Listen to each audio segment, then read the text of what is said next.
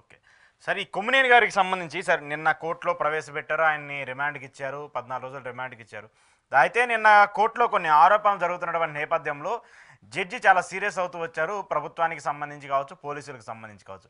ఇది ఎంత పొలిటికల్ వెండెక్టాగా జరుగుతుందో ఈ కేసునికి సంబంధించి దాని మీద పెట్టినటువంటి సెక్షన్లు చూస్తుంటే అర్థమైపోతుంది. అసలు ఎస్సీ, ఎస్టీ అట్రాసిటీ కేసు దీనికి ఎలా అప్లికబుల్ అవుతుంది? ఈ కేసుని మీరు ఎందుకు మిస్‌యూజ్ చేస్తున్నారంటూ కూడా చాలా సీరియస్ అవుతూ వచ్చింది. గతంలో కూడా మేము మీకు చాలాసార్లు చెప్తూ వచ్చాము. ఎస్సీ, ఎస్టీ అట్రాసిటీ కేసుని ప్రభుత్వం కావచ్చు, లేదంటే కేంద్ర ప్రభుత్వాలు కావచ్చు, న్యాయానికి సంబంధించి వాళ్ళకి ఒక రక్షణ చట్టం కింద మేము తీసుకొస్తూ వచ్చాం. కానీ దీన్ని మీరు మిస్‌యూజ్ చేస్తున్నారంటూ కూడా మాట్లాడుతూ వచ్చింది. ఒక విధంగా చెప్పాలంటే ఫస్ట్ టైం డీఎస్పీకి, ఎస్పీకి కూడా మెమో జారీ చేసింది కోర్టు. దీన్ని మీరు ఎందుకు మిస్‌యూజ్ చేశారో సమాధానం చెప్పాలని చెప్పేసి. దాంతోపాటు ఆయన రిమాండ్ రిపోర్ట్‌కి సంబంధించి ఆయన రిమాండ్ రిపోర్ట్లో కూడా కొన్ని కీలకమైనటువంటి ఆరోపణలు చేస్తూ వచ్చారు. రిమాండ్ రిపోర్ట్లో పెట్టినటువంటి అంశాలు చూసుకుంటే సాక్షి యాజమాన్యం ఉంది. ఆయన హోల్ అండ్ సోల్ సాక్షిని నడిపించేదంతా కూడా కొమ్మినేని గారే. ఇదంతా ఆర్గనైజ్డ్గా కావాలని చెప్పేసి 2-3 రోజుల క్రితం నుంచే జరుగుతూ వచ్చింది. వాళ్ళు ప్లాన్డ్గానే ప్రీ ప్లాన్డ్గానే ఒక డిబేట్ పెట్టి ఆ డిబేట్లో ఇలా మాట్లాడాలని చెప్పేసి ముందుగానే డిసైడ్ అయ్యారని చెప్పేసి ఆ రిమాండ్ రిపోర్ట్లో కూడా పొందుపరిచినటువంటి అంశాలను కూడా మనం చూస్తున్నాం.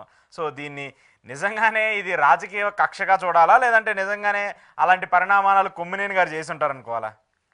నెంబర్ 1, కొమ్మినేని శ్రీనివాస్ గారు అక్కడ ఉద్యోగస్తుడు మాత్రమే.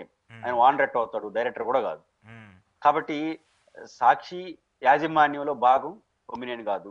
కొమ్మినేని జస్ట్ లైక్ అక్కడ ఎంప్లాయ్, గౌరవప్రదమైన ఎంప్లాయ్గా ఉండొచ్చు అంతే తప్ప ఆయన ఎంప్లాయ్గానే చూడాలి. ఆయన డైరెక్టర్ కాదు, ఓనర్ కాదు. కాబట్టి డిసైడ్ ఫ్యాక్టర్లో ఆయన ఉండడు. ఒక డిబేట్ మీరు 100 డిబేట్లు నిర్వహించారు. మీరు ఎవరైతే మన ఛానల్ యజమానులు ఆయన రోజు ఏం చర్చించాలి, ఏం క్వశ్చన్ అడగాలి ఇది చెప్తాడా మీకు? మీరు ఒక జర్నలిస్ట్ గా ఆడ యాంకర్ ప్లేస్ మీ విచక్షణ జ్ఞానం ప్రకారం మీరు అడుగుతారు. పాల్గొన్న నేనేం మాట్లాడతారో మీకు తెలియదు. నేను మాట్లాడేసిన తర్వాత మీరు ఆలోచిస్తారు ఏంటి మాట్లాడారు అంతే తప్ప ఎవరికి ఎట్లా తెలుస్తారు? కానీ ప్లాన్ గా ఏముంది దాంట్లో ప్లాన్ చేయడానికి?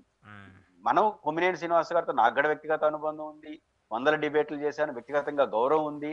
అయినప్పటికీ కూడా ఆయన అసందర్భంగా అసహజంగా కృష్ణరాజు మాట్లాడిన తర్వాత మాట్లాడే సమయంలో దాన్ని కట్ చేసి ఉంటే బాగుంటుందని మనం భావించాం. ఆయన కొమ్మినేని గారిని విషయంలో సమర్థించలేదు. ఆయన తప్పు లేకపోయినా, ఆయన భాగస్వామి కాకపోయినా యాజ్ ఎ మానిటర్ గా ఇది మంచిది కాదండి, ఈ చర్చ వేరు ఆ చర్చ వేరు అని కట్ చేసి ఉంటే బాగుండేదని మనం మాట్లాడాం. అంతకు మించి ఆయనకి ఏ సంబంధం లేదు. అయినా ఆయన సీన్ లో ఉన్నాడు కాబట్టి అరెస్ట్ చేసినారు, తేల్చేయండి ఏం తప్పు జరిగిందో. కాబట్టి సాక్షి యాజమాన్యం మొత్తం కుట్ర చేయాల్సిన అవసరం ఏమొచ్చింది? సాక్షి మేనేజ్మెంట్ ఎందుకు చేస్తుంది? కాబట్టి సాక్షి యాజమాన్యానికి అవసరం కూడా లేదు. ఏం అవసరం ఉంది? అమరావతి మహిళలని లేదా అమరావతి చుట్టూ ఉన్న ప్రజల్ని అవమానిస్తే సాక్షికి గాని వైఎస్ఆర్ కాంగ్రెస్ పార్టీకి ఏవి లాభం? ఎవరైనా రాజకీయ పార్టీ స్వార్థం ఎక్కడ ఉంటుందండి? ప్రజల ఓట్లు 4 కావాలని కోరుకుంటారు. ఇట్లాంటి ఎపిసోడ్ ప్రదర్శిస్తే ప్రజల నుంచి ఓట్లు వస్తాయా, ఉండకపోతాయా? నష్టమే కదా ఎంతో కొంత. కాబట్టి జగన్మోహన్ రెడ్డిగా ఏ రాజకీయ పార్టీ రాజకీయ స్వార్థం ఉంటుంది. ఇట్లాంటి వ్యాఖ్యలు ఉద్దేశపూర్వకంగా చేయడం ద్వారా రాజకీయంగా వైసీపీకి వచ్చే లాభం ఏంది? లాభం ఉంటే చేశారని నేను కూడా ఒప్పుకుంటా. లాభమే లేదు కదా, నష్టం కదా. ఇవన్నీ వివరాలు ఇచ్చుకుంటా ఉండాలి కదా. కాబట్టి కుట్ర చేసిన వారు వీళ్ళకి అవసరం అనేది కేవలం పొలిటికల్ అలిగేషన్ గానే చూడాల్సి ఉంటుంది. రెండోది ఎస్సీ ఎస్టీ యాక్ట్ చాలా దుర్వినియోగం అవుతుంది. ఎస్సీ ఎస్టీ యాక్ట్ అమాయకులైనటువంటి బడుగు బలహీన వర్గాలు ప్రధానంగా ఎస్సీ ఎస్టీల పట్ల సమాజంలో ఉన్నటువంటి అణిచివేత, దాడులకు వాళ్ళకి రక్షణ కవచంగా ఉండడం కోసం ఇది రాజకీయ రక్షణ కవచంగా మారిపోతా ఉంది. రాజకీయంగా ప్రత్యర్థుల మీద వాడు ఎందుకు ఎస్సీ ఎస్టీ యాక్ట్ పెడతారు? వెరీ సింపుల్, 2 రోజులు రిమాండ్ లో ఉండాలంటే పెట్టాలి. ఎందుకంటే రిమాండ్ లో ఉండాలంటే ఎస్సీ ఎస్టీ యాక్ట్ ఉంటే 2 రోజులు ఉంటాడు. అంటే రిమాండ్ లో పెట్టడం కోసం ఆ చట్టాన్ని ఉపయోగించడం అనేది మంచిది కాదు. రెండోది ఆ డిబేట్ మొత్తం చూసినా కూడా ఒక కులాన్ని ఆపాదించి చేయలేదు, వాళ్ళు సార్వజనికంగా మాట్లాడారు, అది కూడా తప్పే. కృష్ణరాజు గారి వ్యాఖ్యల్లో కూడా కులం లేదు. ఆ ప్రాంతంలో ఇట్లా ఉంది అని చెప్పినాడు, అది కూడా అసందర్భం, మనం ఖండిస్తాం. ఆ సందర్భం అసహజం. రాజధాని దేవతల రాజధాని చర్చ చంద్రబాబు గారు అంటే ఈ చర్చ తీసుకురావాల్సింది అనవసరం లేదు. ఆడ వరకు వాళ్ళు చేసిన తప్పే. ఒక సామూహికంగా ఒక అవమానించే పద్ధతిలో ఆ ఇంటర్ప్రిటేషన్ ఉంది. కాబట్టి దాన్ని మనం తప్పుపడుతున్నాం. సామూహిక సమస్యగా మనం చూడాలి కానీ కులాల సమస్య ఎందుకు వచ్చింది? ఆడ ఎస్సీలు ఉంటారు. ఉదాహరణకు ఎస్సీలను అవమానించారని కేసు పెట్టారు.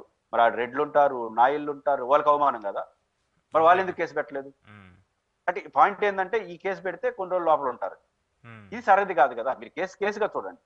ఒక అసహజంగా చేసిన దాన్ని అసహజంగా చేసి చట్టాలు పెట్టండి, దానికి శిక్షించండి, అరెస్ట్ చేయండి. ఏ మేరకు ఆ చట్టం ఉపయోగిస్తే ఆ చట్టాన్ని ఉపయోగించండి. కొమ్మినేని గారు ఉపయోగించండి. ఇంట్లో మేనేజ్మెంట్ ఉందని తేలితే మేనేజ్మెంట్ పైన చర్య తీసుకోండి. ఓకే. ఓకే. ఇవేమి లేకుండా నేరుగా తీసుకెళ్లి భారతి గారికి. కొమ్మినేని గారి పైన ఎవరు ఉంటారు సార్? కొమ్మినేని పైన ఇన్పుట్ ఎడిటర్ ఉంటాడు. అవును. తర్వాత దాంతో ఎడిటర్ ఇన్ఛార్జ్ ఉంటారు, ఉంటాడు, ఎడిటర్ అని అసోసియేట్ ఎడిటర్లు ఉంటారు, ఎడిటర్ చీఫ్లు ఉంటారు, ఉంటాడు, చాలా మంది ఉంటారు. వీళ్ళందరూ వదిలేసినారు. నేరుగా భారతి గారి దగ్గరికి వెళ్తారు. ఉమ్. అంటే వీళ్ళందరూ ఇంతమంది ఉన్నారు కదా, వీళ్ళందరూ కదా బాధ్యత తీసుకోవాలి. వీళ్ళందరూ సంబంధం లేదంటే నేరుగా భారతి గారు, మరి డైరెక్ట్ గా జగన్ గారు, డైరెక్ట్ గా వైసీపీ. అంటే ఇది పొలిటికల్ మోటివ్ తప్ప ఎక్కడుంది?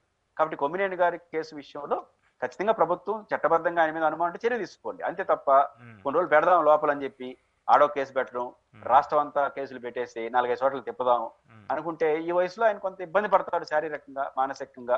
కానీ ఇట్లాంటి చర్యలు అనేది ప్రభుత్వానికి అనవసరమైన చెడ్డ పేరు వస్తుంది అనేది వాళ్ళు గుర్తిస్తే మంచిది.